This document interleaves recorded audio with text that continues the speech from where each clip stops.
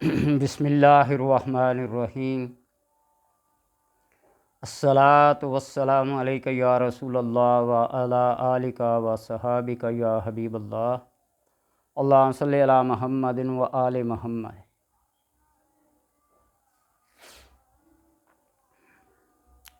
اکثر لوگ یہ سوال کرتے ہیں، پوچھتے ہیں کہ عملیات میں سے کوئی ایسا عمل بتائیں جس کی وجہ سے، جس کے کرنے سے لوگ حیرت میں پڑ جائیں، خوفزدہ ہو جائیں، لرزہ طاری ہو جائے، حرکت میں آ جائیں، جسم سے چھری آر پار کرنے کا عمل، آگ پہ چلنے کا عمل، رسی توڑنے کا عمل، بے شمار ایسے۔ یہ آپ کو بتلاؤں کہ عمل میں اور شعبدہ بازی میں بہت فرق ہوتا ہے۔ جتنی محنت ادھر کی جائے، اتنی ہی محنت اگر روحانیت کی طرف کی جائے تو میرا خیال ہے روحانیت دونوں جہاں میں کام آئے گی، اور صرف شعبدہ بازی چند منٹوں کے لیے ہوتی ہے، اس کی ایک لمٹ ہوتی ہے۔ وہ جب ٹائم پورا ہوتا ہے تو وہ شعبدہ بازی کا اپنا اثر ختم ہو جاتا ہے۔ آپ عملیات کو اس معنی میں، اس نظریے میں نہ لیں کہ لوگوں کو ورطۂ حیرت میں ڈال دیں، ان کے اوپر ایک خوف کے لرزہ طاری کر دیں، لوگ یہ سوچنے اور یہ کرنے پہ مجبور ہو جائیں کہ یہ میں بھی کروں۔ ابن رشد، امام غزالی اور 3 اور فلسفیوں کا ایک پورا گروپ تھا۔ یہ 5 آدمی جس کو فلسفی کہتے، وہ فلسفی کی ڈگری دیتے، اسے فلسفیوں میں شمار ہوتا۔ ابن رشد کو کسی نے کہا کہ لوگوں کی نظروں سے اوجھل کیسے ہوا جاتا ہے، تو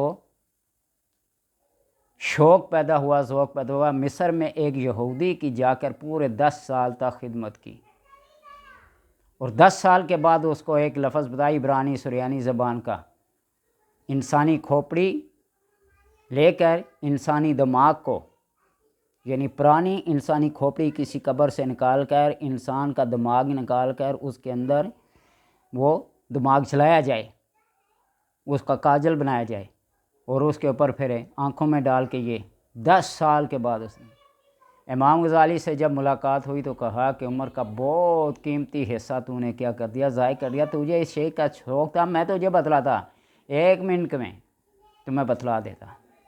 کہا 1 منٹ، اور کہاں 10 سال۔ سورہ یاسین کی یہ آیت وَجَعَلْنَا مِن بَيْنِ أَيْدِيهِمْ سَدًّا وَمِن خَلْفِهِمْ سَدًّا فَأَغْشَيْنَاهُمْ فَهُمْ لَا يُبْصِرُونَ۔ تجربہ کر کے دیکھیے ذرا۔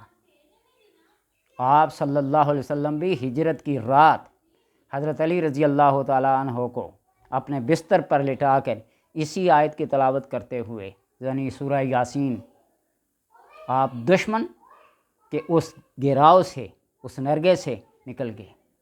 آپ صلی اللہ علیہ وسلم نے ان سب کو دیکھا، لیکن وہ آپ کو نہ دیکھ سکے، اور ہر قبیلے کا سردار، 10 قبیلوں کے سردار وہاں کھڑے تھے، اور ان کا پروٹوکول۔ قرآن کا مقابل کوئی نہیں ہے۔ جب روحانیت اور مادیت کا تقابل ہوتا ہے تو روحانیت کی ہمیشہ جیت ہوتی ہے۔ تو اس لیے ان چکروں میں نہ پڑیں، زندگی برباد ہوتی ہے۔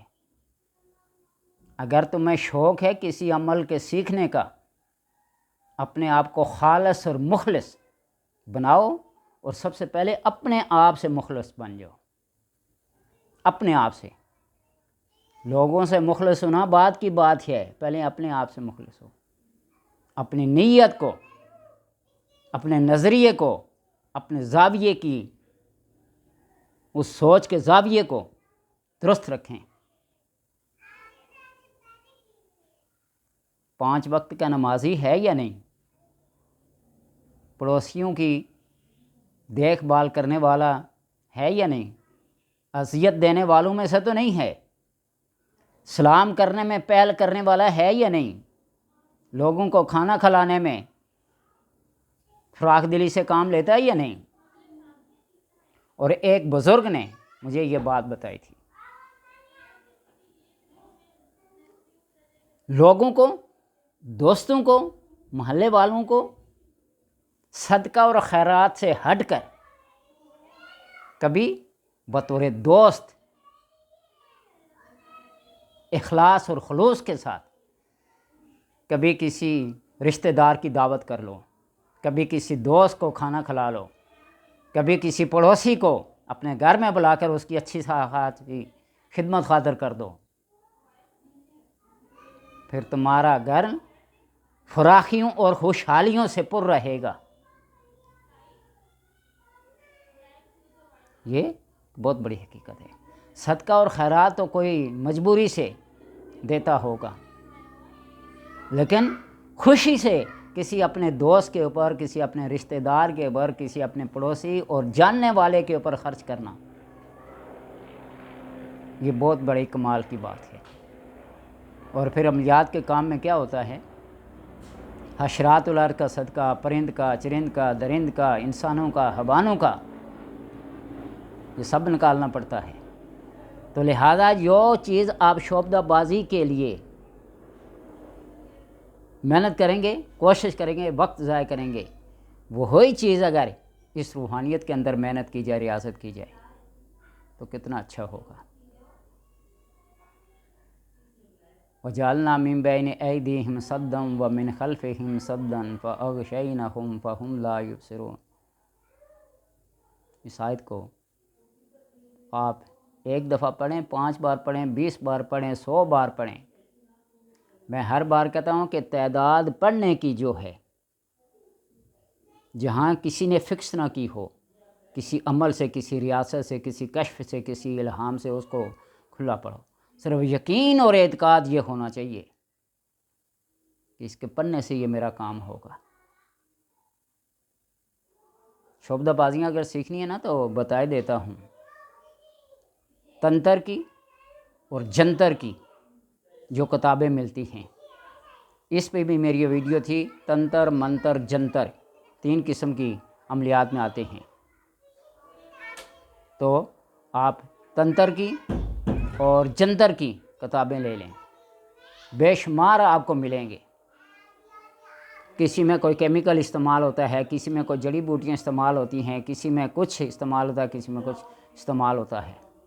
ایک مثال دے دوں آپ، یہ جو سفید پھٹکری ہوتی ہے، پھٹکری، اس کو لے لیں، اس کو پانی میں گھول لیں، اور پانی میں گھولنے کے بعد ایک بالکل پلین صاف کاغذ لیں، اس کے اوپر کسی قلم سے، کسی پنسل سے کیا کر لیں، لکھ لیں، اور اس کو خشک ہونے دیں۔ وہ کاغذ کا ٹکڑا جو کچھ اس کے اوپر لکھا ہوگا پھٹکڑی کے پانی سے، اس کو آپ خشک ہونے دیں، بالکل وہ جیسا پلین کاغذ تھا ایسے ہی ہوگا۔ اس کو خشک ہونے کے بعد پانی میں ڈبو دیں، اور جو کچھ آپ نے لکھا ہوگا وہ بالکل واضح اس کے اوپر نظر آئے گا۔ جس طرح کاغذ کے نوٹ کے اوپر اندر لکھے ہوئے حروف نظر آتے ہیں، کاغذ کے اندر لکھے ہوتے ہیں، وہ نظر آتے ہیں، اسی طرح یہ ایک مثال دے رہا ہوں۔ لوگ اسے مصنوعی بارش برساتے ہیں۔ یہ میرے پاس کتاب ہے، قانون طلسمات،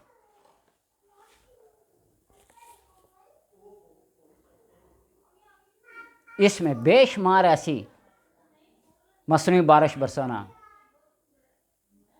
آگ سے گزرنا، چاقو اور چھری کو اپنے جسم سے آر پار کرنا، بے شمار ایسی چیزیں۔ لیکن گزارش یہ ہے کہ ٹائم ضائع نہ کریں، اس سے دین بھی اور دنیا بھی دونوں برباد ہوتے ہیں۔